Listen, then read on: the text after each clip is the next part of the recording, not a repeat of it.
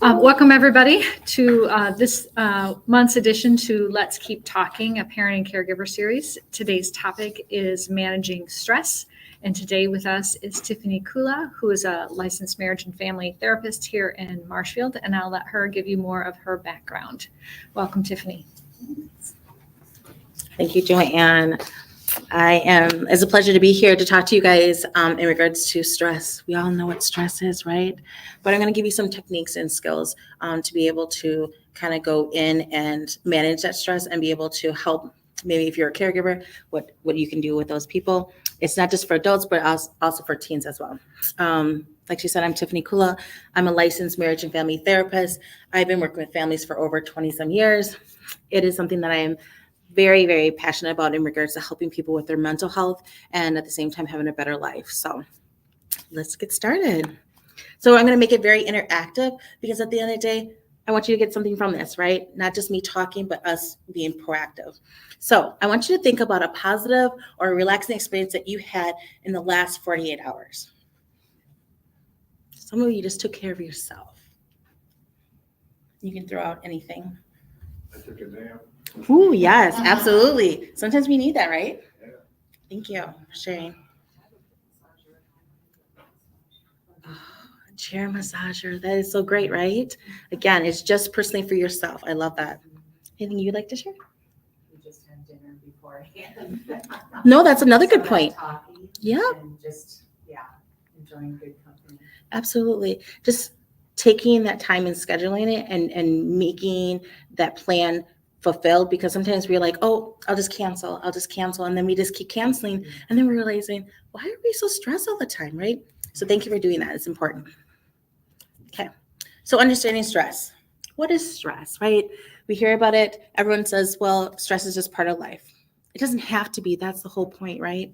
So stress is a feeling of emotional or physical tension, right? It can be from an event or a thought that makes you feel frustrated, angry, or even nervous. Sometimes stress in our body is really to help us challenge ourselves sometimes, or it's a demand that's placed on us. So I know that Joanne brought this lovely thing. So it kind of talks about good stress and bad stress too, right? So it's not always bad.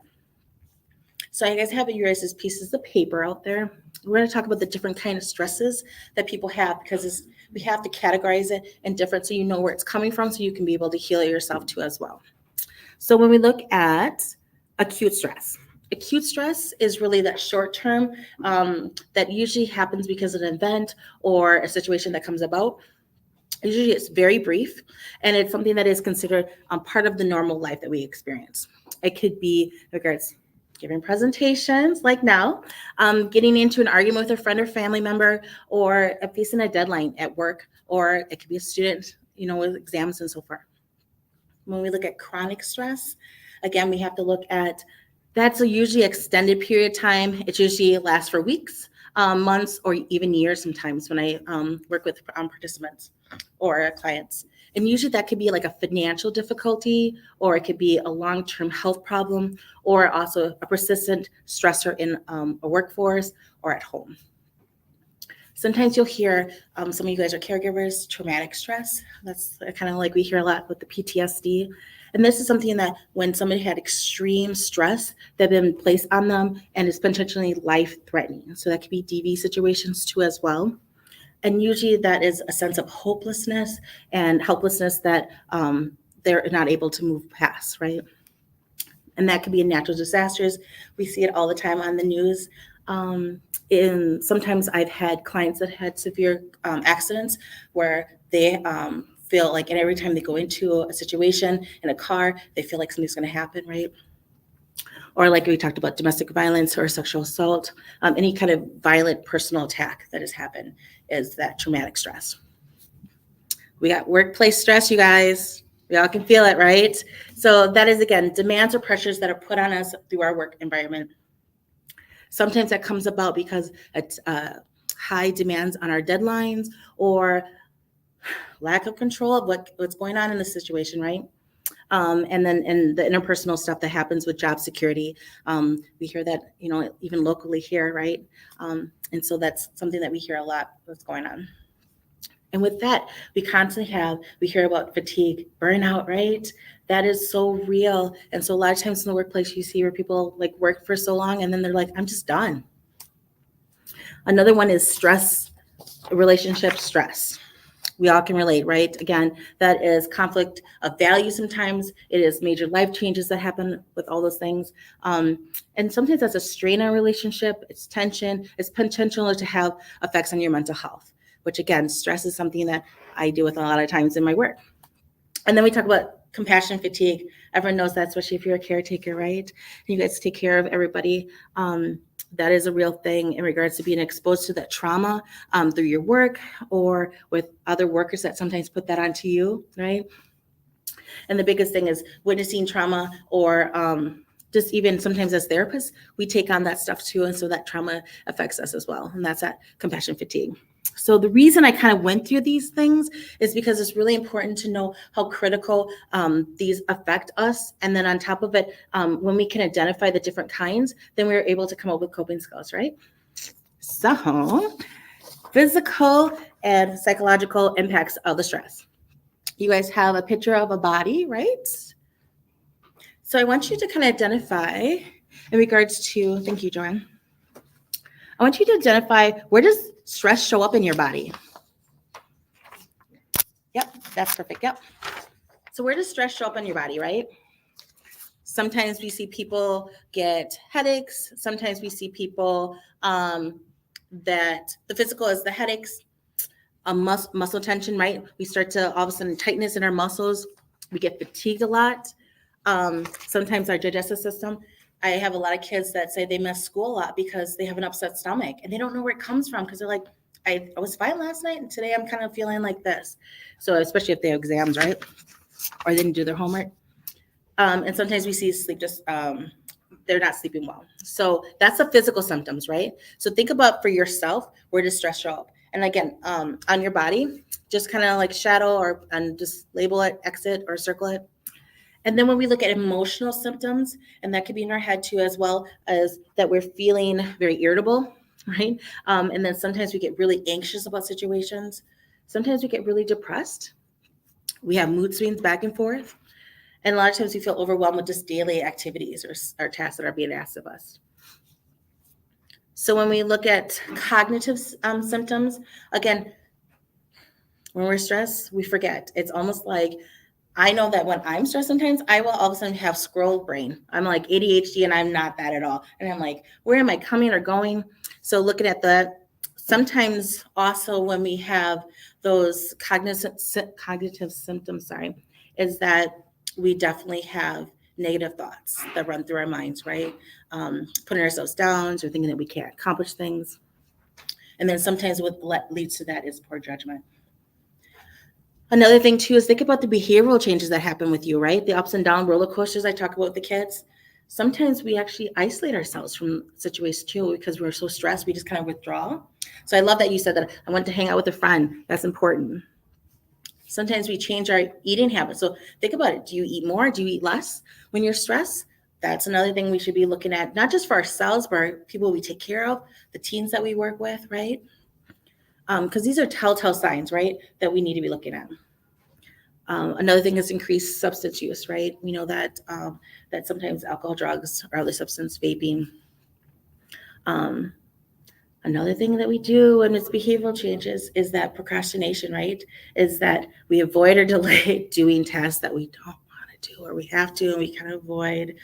I'm guilty of that too. And then another thing you probably see with a lot of people is the nervousness where they bite their nails a lot, or they fiddle with their hair, anything that's pacing or repetitive. A lot of kids that have been traumatized, you'll see them doing a lot of rocking to really soothe themselves, or they'll pace because they're really upset or stressed about something. A lot of times we don't realize, I worked in healthcare at the Marshall Clinic for like 20 some years. I just aged myself. But the thing is that I had clients or participants that were there for physical therapy, and they would talk about how they weren't feeling good. And I said, who better to know yourself than you, right? Like, if you're stressed, your immune system goes down, right? We know that. That's a telltale sign that we are stressed amongst other things, right? Sometimes I'll have kids will come to me and they're like, I don't know where this rash came from. It comes out in our bodies, right? Because if we're not letting it out, it stays in and then it gets brought out. So think about if you had rashes or that you have skin conditions that come about. A lot of times people don't realize that when you have high blood pressure, it's due to stress too as well. So that's why it's important to kind of look at the different things that are going on. So I had you guys list and then now I'm gonna have you guys list your stressors that you have going on. So I kind of went through some of the things that can be brought up. So you can put it on the lovely diagram of the little person, or you can actually, I have a self-assessment that I have you guys are gonna fill out. And it's the number one, identify your stressors.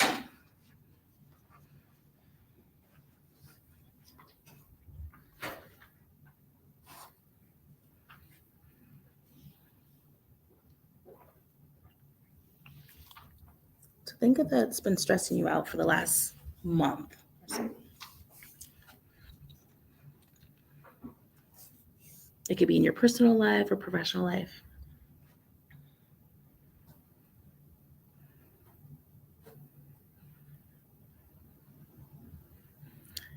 And then that next category, it talks about a short term or chronic. So I kind of went through the short term, right? And then what is chronic or acute. So think about it, is it short term or is it long term? Those stressors that you have. You can indicate it by a C or an S for short term.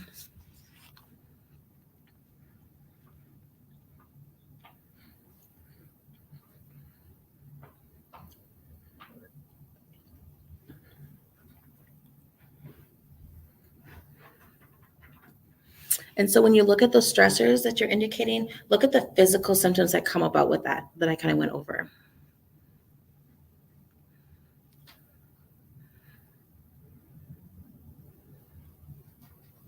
What gets brought up in you physically?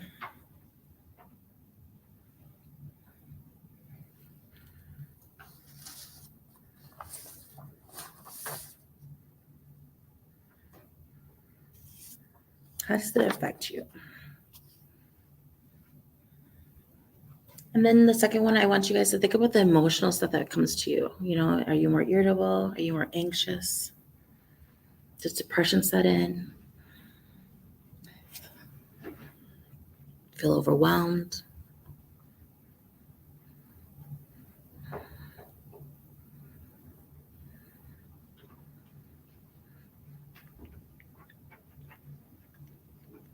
Give you a few minutes.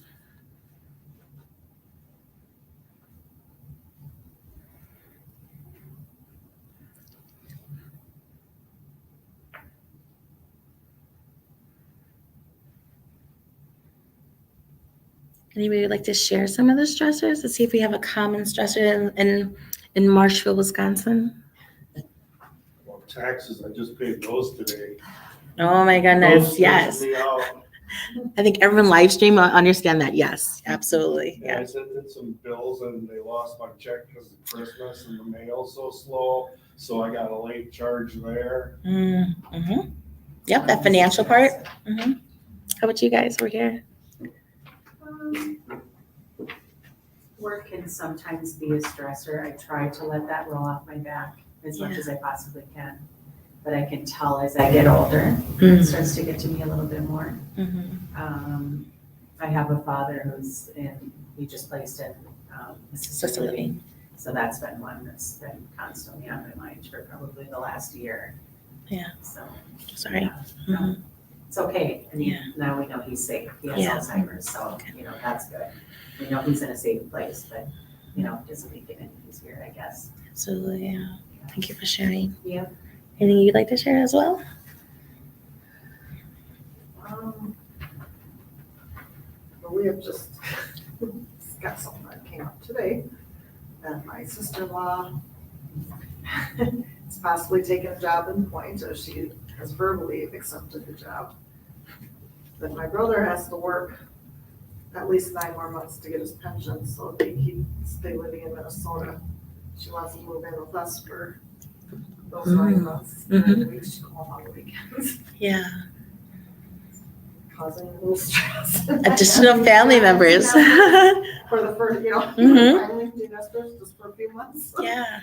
And the Not that holidays. An adult takes away from that, but that's a whole other dimension to your home life again. And Absolutely.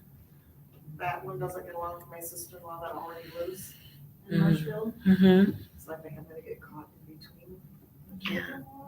So we want to talk about some of these things and how we can set some goals around that, setting healthy boundaries, making sure that we're taking care of ourselves. Taxes are taxes. I don't think anyone's going to take care of that. There was a lot of money gone. I know somebody, I went to pay for my taxes too, and someone kissed the check goodbye. I was like, oh, I understand that completely. So thank you for sharing, you guys. So again, we recognize it. So sometimes I will work with people in regards to a stress diary. It's like, oh my gosh, one more thing I have to do, right? But the stress diary is really nice because if you have a calendar, you can actually, and I always have people do it for a week. They do it for a week and they kind of just assess every day how it was going. And the nice part with that is that you get to see the reactions, what maybe caused some of it. So then you're able to have more insight and realize some patterns. It could be if it's Wednesday, CCD is like, we got to get the kids in and out. So it's really stressful. So we realize that Wednesdays must be that day. So then I need to prepare a little bit better, right? So that definitely is helpful.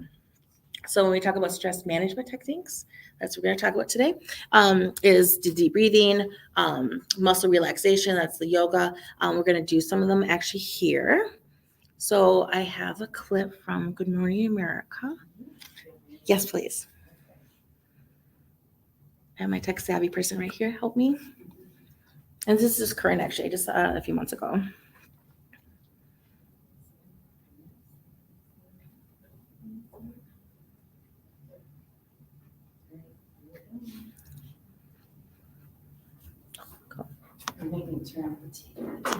Can I click it or do you click it? Like here. We're going to turn now to simple tips to reduce stress. Dr. J, a technique called sensory grounding, where you focus on a particular sense to distract your attention can help you deal with anxiety. Morgan Norwood here with the story. Hey, Morgan. Hey, good morning to you, George, and good morning to all the candy lovers out there. So turns out your favorite tart treats might be packing some benefits. I want you to take Warheads, for example. They have that cheek-sucking sour taste we all love. Well, as some users on TikTok found out, it can help with anxiety attacks. And doctors say the science checks out on this. Sweaty palms, difficulty breathing, and chest pain, just some of the many possible symptoms of anxiety disorders that more than 300 million people worldwide are affected by. But this morning, a sour new technique could offer some relief. My therapist told me to eat a Warhead whenever I'm feeling a panic attack coming on. This TikTok video going viral with more than 2.7 million views. Taylor Case says sucking on sour candies finally helped her stop panic attacks when they strike. I was just always in that panic state. And I don't know, it's so weird that, I eat this piece of candy and immediately I'm back in the now. I'm me again. For Alexandra Ochoa, sour candies or even sour blueberries help her deal with anxiety. I was like, there's no way that's going to work. But it really did. Experts say this is just one way to implement a technique called sensory grounding. By focusing on one sense, you can distract from your anxiety.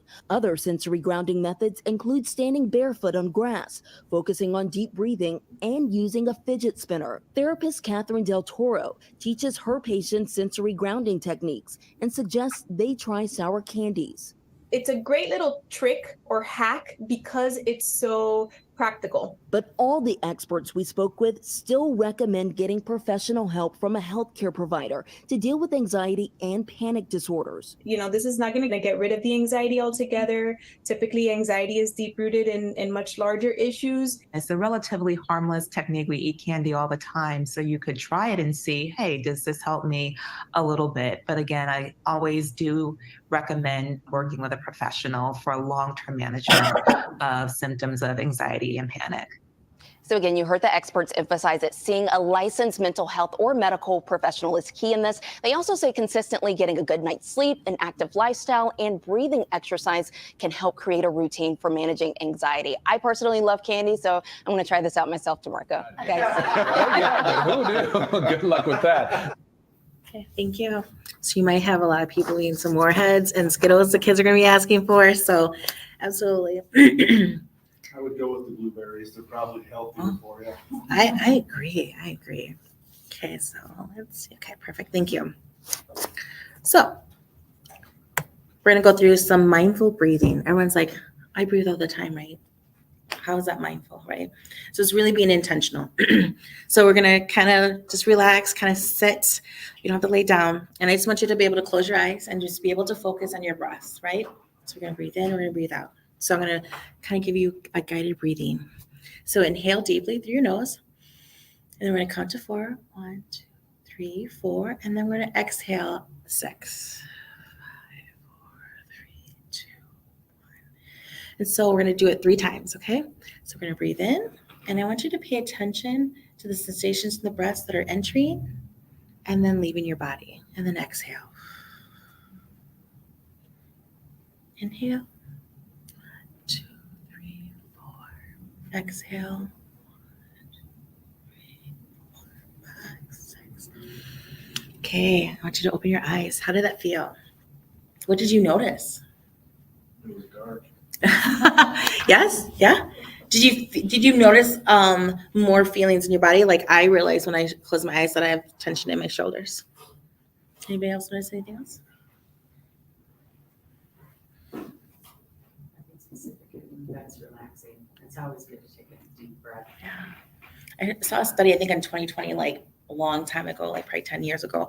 And I talked about if you took 3 deep breaths a day, it reduces your stress. So I've always done that ever since then. So this is really important. 3 big breaths. So I always tell kids it's like we're breathing in good energy and we're exhaling negative energy, right? And it's just really mindful for us as well because again, we need to stop and smell the roses. I mean, the older I get, I realize I need to do that, right? Because we're in such a hustle bustle world that we have to like fast pace. And so I think it's time to stop and breathe. Yes. I think that sometimes kids say breathing doesn't work, and they have to understand, as we have to understand, that it's not taking some deep breath doesn't solve the problems Correct. that you have. And sometimes it takes that practice, doing it over and over to have that longer term impact.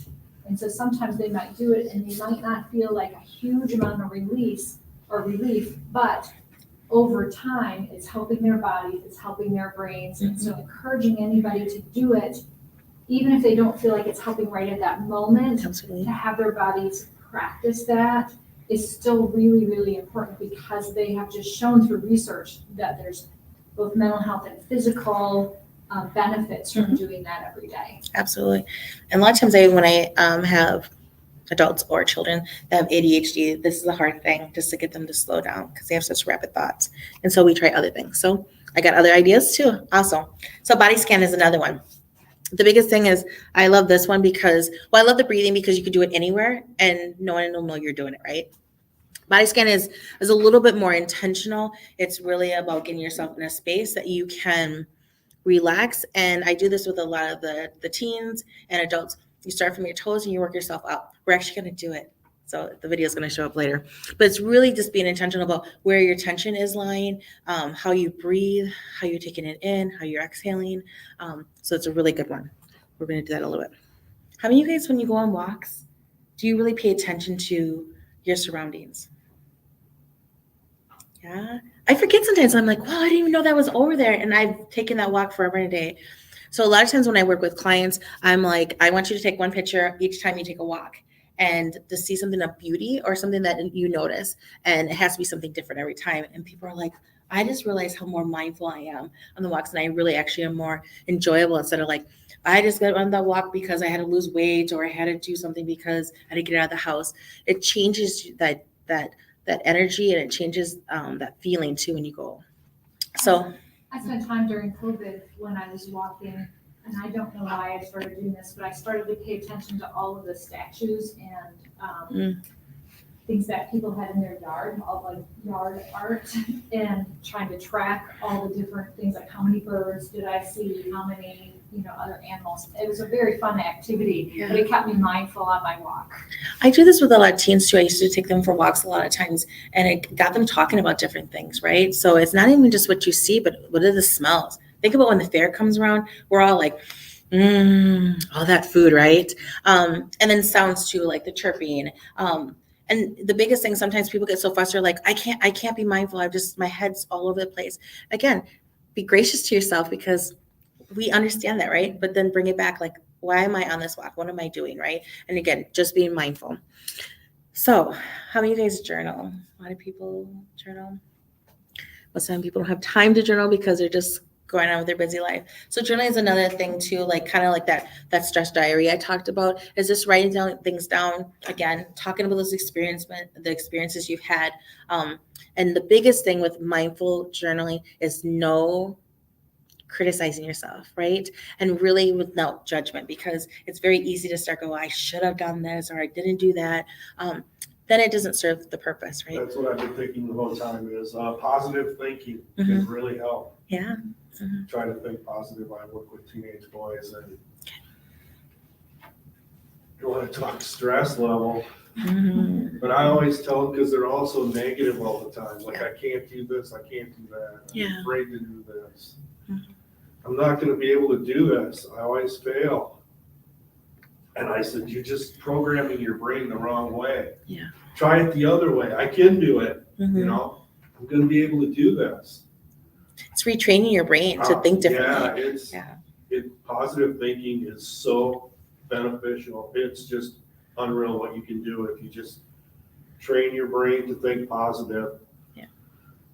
They say that one positive thought can cover up 10 negative thoughts. So your positive thoughts are a lot more powerful than your negative thoughts. So if you can do, some positive thoughts. So when I work with couples, when they say one negative about something, then they have to come back with a positive. So you learn real quick that we're going to eliminate some of those negative thoughts. Yeah. I know for a fact that it works. And it's so, you can just see it in the boys that I work with, how well it works when you get them thinking more positive instead of everything's always negative. Yeah. So even that negative thought is like, but like, let's just say hypothetically, like, oh, I failed this test, or I'm going to fail this test, right? But didn't you ace that last test, or didn't you get a B on that last test? Was that good? Yeah. Well, what did you do then, right? That we can do now, so then we can be more positive about going into that exam, right? So it's just kind of changing that thought process when they share those things, right? Yeah, I think if they're thinking they're going to fail the test, they're going to fail the test. Yeah. That's part of. Because we sit in it. We sit in it, right? That's how they're setting their mindset, So. We got wonderful people like you to help change that, right? Oh, I try. Yeah. I don't know how to succeed. Same thing with so I can just read stress in these kids, Like just last weekend, I had a teenager that wet the bed, and he was just, you could just see he was just so embarrassed and so stressed out by it. And I just said, hey, it's not a big deal. That's not you at all. Yeah. So. But those telltale signs that I was telling you earlier, right? It's looking at that and being aware of that, so you can grab a hold of it and say, hey, what's going on, right? So thank you for doing that, because sometimes kids are so embarrassed they shut down, and then that's it. And you don't want to bring it up because you're like, I don't want to embarrass them. But we need to have those conversations, right? Otherwise it doesn't get better. Right. You're alone with that thought. I just sat him down and said, it's not you. It was an accident. Think nothing of it, Yep, absolutely. That positive thinking right there, right? So mindful body movements, right? Everyone knows about Tai Chi, right? And then they know yoga. It's actually, studies have shown in regards to yoga helps kids that have been traumatized, in regards to the way the movement helps you think with the different parts of your brain, which again engages you to open up, to be more open. So that's why a lot of people talk about yoga, and people are like, I hate yoga. I worked in a day treatment, and we did yoga 3 times a week, and kids did not like it, but eventually they were able to understand they were able to focus on the sensations in their bodies, because again, you're slowing it down, and at the same time they were able to be aware of their surroundings. Many times when you deal with traumatized kids, they bump into things, they're clumsy. They're more aware of their body movements when they do that. Like meditation. Yeah, meditation's another thing too. Absolutely. So that's kind of part of the listening too. I was going to get to. You're jumping ahead. Okay, good. I'm glad that you got some ideas. So mindful listening. So you could do meditation. Some people like thunderstorms to calm themselves down. Some people like music. Everyone's different, right? Instrumental is what I like. I like more classical. And again, you're just getting yourself in a place that you can just kind of relax. Sometimes we just need that, right? So I would try to find a designated place that you can designate as your calming place, right? And if it's a teen, same thing too, because if it's a lot of distractions, then it's really hard to be able to just be calm. Were you going to say something, sir? What? Were you going to say something? No. Okay. So again, when you're paying attention to the sounds, the instrumentals, you're able then to kind of focus back on taking care of yourself and not being so stressed. So we're talking about mindful tasks. Again, routines. So when we're washing sometimes our dishes, we can be listening to music, right? We can be doing kind of multitasking, but at the same time, taking time for ourselves. And again, paying attention to how it feels. Water is another thing too. It's just like, wow, I didn't realize how warm that was or how cold. Taking a shower too, how the Showers are one of my favorite things is shower. yeah, It really does relieve stress. it does. Yeah, and they got the shower heads. They're really great. You can feel like you're having to take a shower and everything washes off. That's what I say. It goes down in the drain, right? And that shower too is just being more mindful too how it feels, the water on your body. Driving too, being cautious, right? But again, I'm driving. I have a commute to come to Marshfield, and so I appreciate sunsets now. I saw albino deer for like 3 weeks straight, and then all of a sudden I didn't see it, and I was like, oh my gosh, what happened to it? But I wouldn't have noticed it. I'm on the highway. I would have never noticed it if I wasn't being mindful in my drive, because it helps me decompress before I get home. So again, breaths, it's really important to take care of ourselves during that time. So we're going to do a body scan.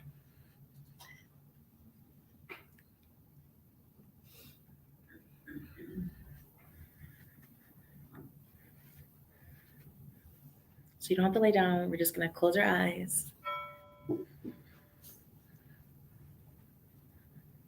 Now we are going to practice a body scan. We will begin by bringing your attention to your body.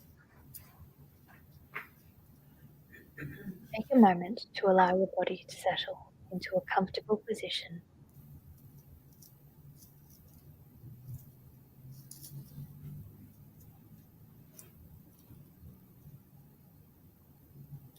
You can close your eyes or keep them open and fix them on a point in front of you.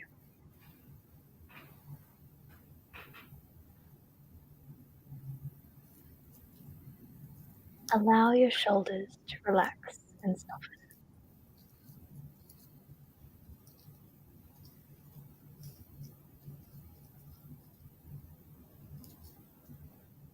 Start by taking a deep breath in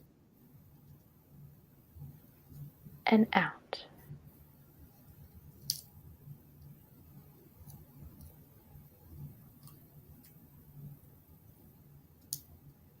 Now bring your attention to your body.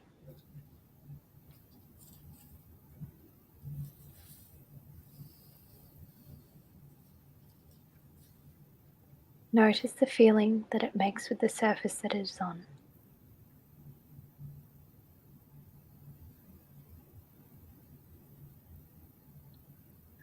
As you breathe, notice how your chest and abdomen expand to allow the air into your lungs.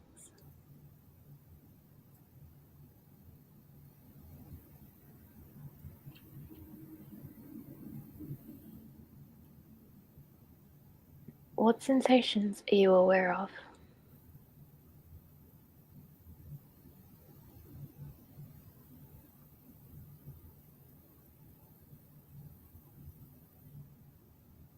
As you exhale, bring your awareness to the stillness and notice the sense of relaxing more deeply.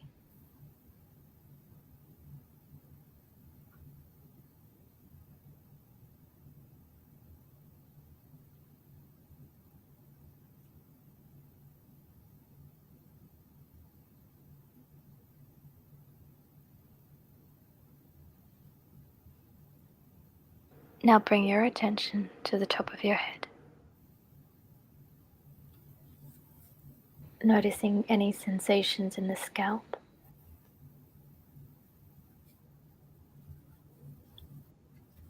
down the back of the head,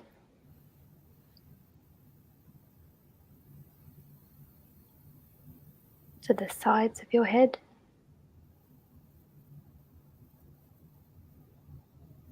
and to the face.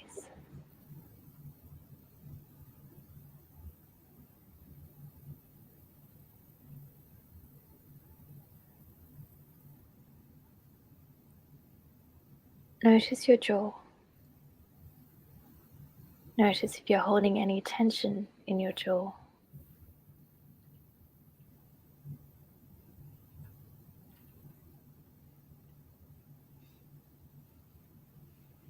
Let your face be soft.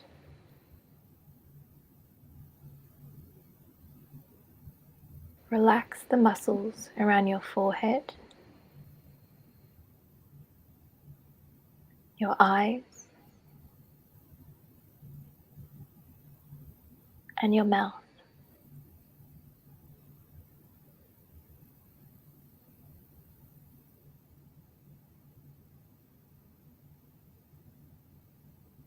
Take a deep breath in and out.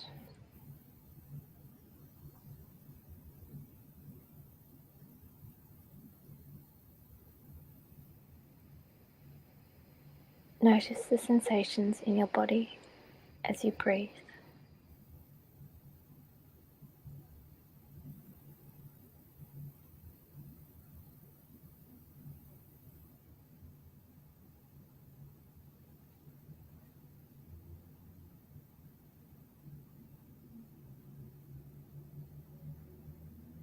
Now notice your neck. Is there any tightness or tension there?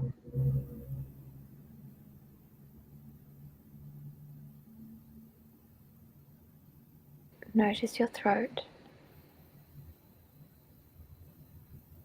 Let your neck and throat be soft and relaxed.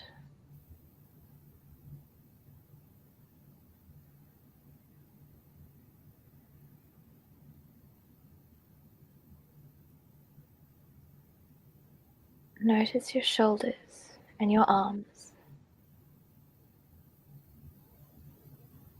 Let go of any tension that you might be holding.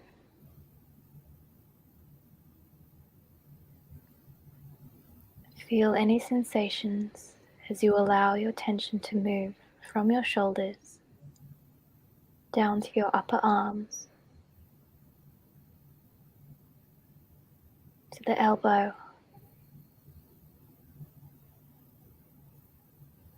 to your forearms, wrists,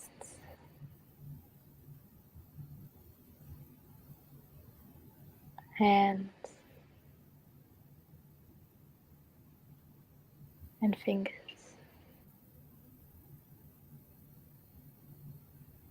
Letting go of any tension that you find along the way.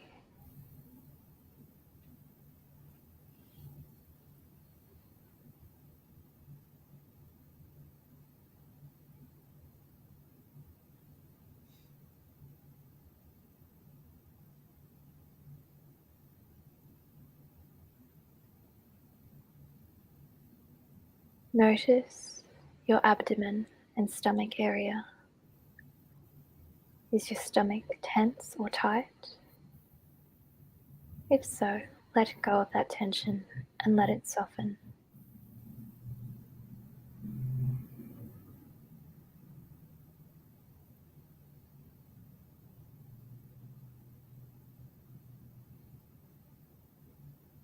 Take a breath.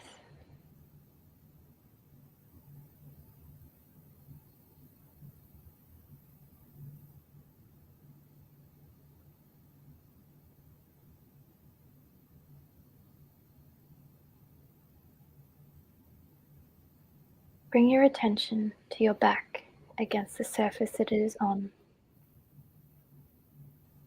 Let it relax if there is any tension or tightness.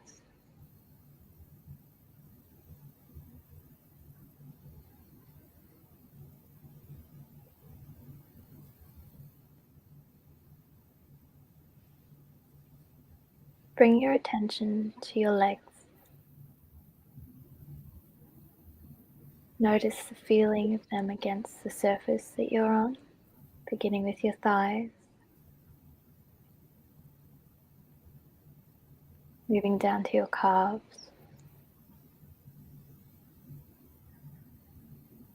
Noticing any pressure or pulsing.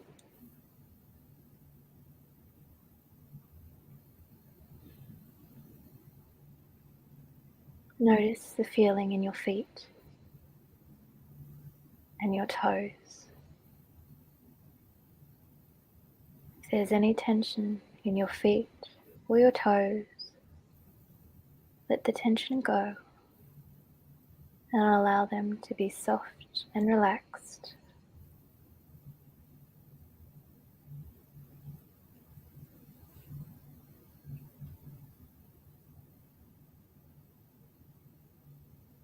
Notice your whole body present.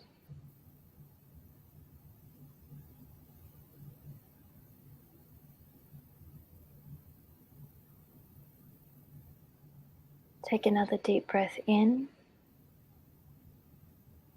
and out.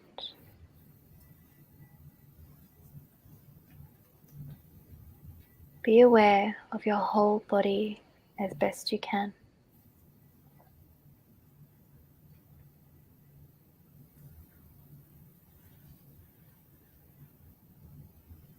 Notice again the sensations as you breathe in and out.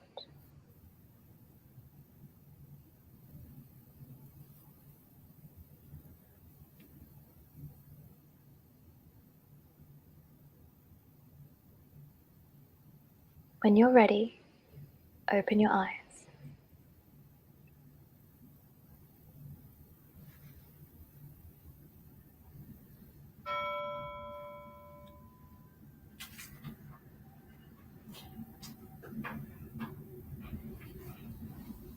Thank you.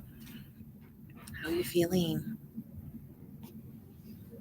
I find it funny that it's always more relaxing if they have an accent. I know. There's a few of them that have accents. I'm like, oh, it's so relaxing. Yeah. You guys were all in the Zen. I saw you guys. And that's a good thing, right? So sometimes when we are able to slow and just be relaxed, it almost feels like time has lapsed longer than it is, right? It's almost like a little nap, but not really. So how is your body feeling right now? Yeah, good. So the breathing activity kind of went through that, right? So mindful eating I do with a bunch of kids is I'll bring in sweets or like a mint. I'll have them put it in their mouth and I ask them like, what's the sensations? What are they feeling? What are they sensing in their mouths? And there's always different things that I get from them, right? The responses. But I say sometimes we don't realize when we eat how sometimes we're just shoveling food down, especially in a cafeteria or we're at work, we just got a busy schedule. Slowing it down just in regards to just enjoying mouth, whenever we fork by fork or even when we drink something, right? Just be more mindful and slowing it down a little bit. So that's another way we can be mindful. Guided imagery. I love guided imagery. That is I think it's the best. So the ones I have here, they actually go through like a Scotland. I know you were there, like a Scotland, a castle, and it actually it's a narrative of really slowing you down, and so it actually gives you a guided imagery of this beautiful castle and what you see, and it's really good. So there's a lot of kids I have or adults that have sleep problems. So they will do guided imagery when they go to bed, anxiety or stress, or just relaxation. It's really good if you want to check it out. I don't know if we have time to, but so on your guys' sheets, we talked about the physical and emotional signs that we have. So goal setting. What are some of the goals that you guys want to try to reach in regards to reducing stress? So I want you to kind of identify 2, if you can.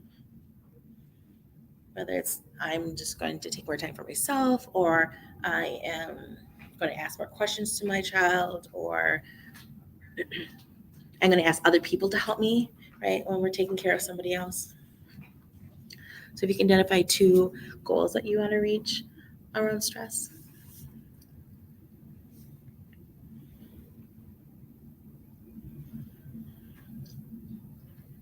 And then we're going to go down to the time management. Number 4 is prioritizing the tasks. So again, looking at what's important, what's not. Does it have to be right now, or can it be something that I can push out for a month, right? Is it something I can delegate to somebody else, or can I just eliminate it actually, because it's a task I really don't need to, but I'm choosing to take it on because I'm that person.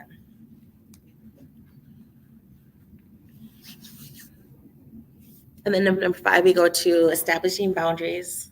Raise your hand if you struggle with having healthy boundaries or setting boundaries with people, right? So personally, I think it's a hard thing, especially at work, if someone's asked you to continue to step outside that. So setting those boundaries and making very clear what your expectations, what it looks like. I know you kind of talked about family moving in, right? Or who's going to go see dad right now, right? Because we want kind of a rotation, right? So being able to do that. Or what's going on. So I have this time set aside to talk with you because I really want to be giving my full divided attention, right?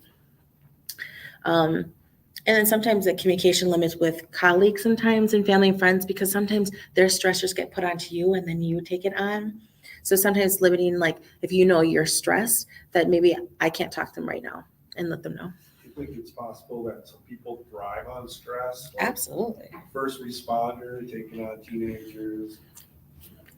I just sometimes it seems like it motivates me more. Yeah, you thrive off of it, absolutely. Yeah. But we all have our breaking points, right? Oh, And so we yeah. have to know that as well. So knowing that, setting that boundary of maybe how many kids can I take, right? Or if it's a really kid that's struggling with a lot of trauma, maybe it's only 1 instead of 2 that I take on, right? So yeah. So some of these relaxation techniques. So I want you to look at like some of the ones that you really liked, which ones that you think that you can incorporate into your own. So I gave you guys some of those YouTube. That's what I love about mindfulness, because you can Google it. It's free. These are some of the things I give to my teens and adults. They're really awesome apps. Calm I use all the time. Some of them cost, but it's really about just taking care of yourself. They're really good. Like I said, you can YouTube a lot of this, and it's free. All you have to have is internet. Instagram is a lot too. I like that too. Let's use social media for good, right? Okay. So there's a lot of good stuff on there. There is. You just gotta look for it. So I always tell kids, like, you just utilize that energy for something that's gonna benefit you, whether you have anxiety or stress, or depression, instead of just mindfully looking at TikToks that are not promoting anything. It seems like if you have a problem, there's about 1,000 other people out there that have the same problem you got, and a lot of them maybe already came up with a solution. Well, and that's the thing too, is like, yeah, absolutely. And so we talk about podcasts and so forth, but it's really about channeling the good energy, right? Because some people like to just use that platform to vent, and that doesn't serve a purpose either. And making sure you're monitoring for parents, because some of it can go really south fast. So an activity is, I really want us to focus on our strength and positive attributes that we bring to ourselves. So I want you to, on the sheet somewhere, figure out what are some positives about yourself? Things that we need, back to that positivity, right? We got to think about that. Sometimes with stress is like, what's not working, but what is working for us?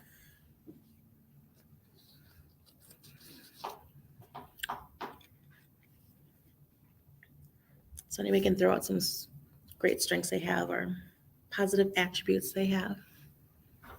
I like to take a few seconds just to think the situation over before I react, because sometimes if you react right away, you're going to react the wrong way. Yeah, appreciate that. I learned about that. I struggled with that for a while, but I learned about it really when there's like a first responder situation where everyone else is all stressed out, and I have to be the one that keeps everyone cool and organizes it and pulls it off and gets things taken care of, so I learned just to take a couple seconds to think about something before I react. Yeah. Seems to really help me. Absolutely. I tell parents all the time, you don't have to respond immediately, right? Because sometimes we overreact. And kids see that, right? So then now they overreact to a situation because they feel like they have to have an immediate response. When really we can just gather our thoughts and then have a logical, calm conversation, right? And then maybe that discipline looks a little different as well. If I give myself a little time to think about something before I react, I usually come up with the right decision then too. So Absolutely. Absolutely. that helps. Yeah. Anybody else that want to share some great things about themselves?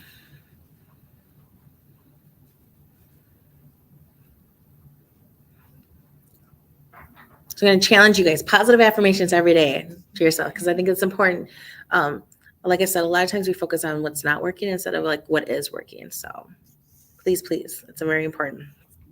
So obviously in the Good Morning America clip they did to talk about seeking professional help is important too, especially because stress sometimes is an underlying thing, right? We know that's the thing we can see some of the situations you talked about, but there's other things that are going on. So, and there's tons of counseling support.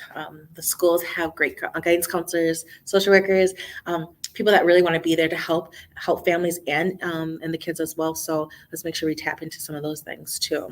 So again, this the stress management action plan that we're talking about. So it kind of talks about getting better sleep, definitely making sure that you have regular exercise, whatever that looks like for you personally, because some people have back problems, some people have heart problems. So whatever physical activity you feel that works for you. And just making sure it's a routine. So we're not just doing it one here and then a month later we'll get back to it, right?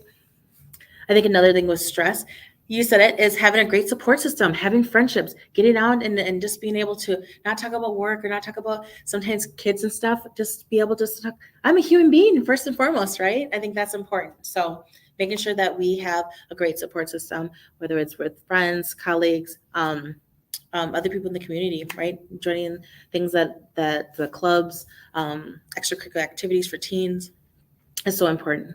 And effective communication, just be able to communicate with each other and be able to say, hey, I'm really stressed. I think just being honest about that, I think that's a big thing. Everybody understands that, so. We talked about our stressors for an hour straight. And then you guys came here, right? Yes. So again, stress is something that people are struggling with. I don't think it's going to get any better anytime soon, but some of the coping skills and some of the things I gave you guys, I hope that works for you guys.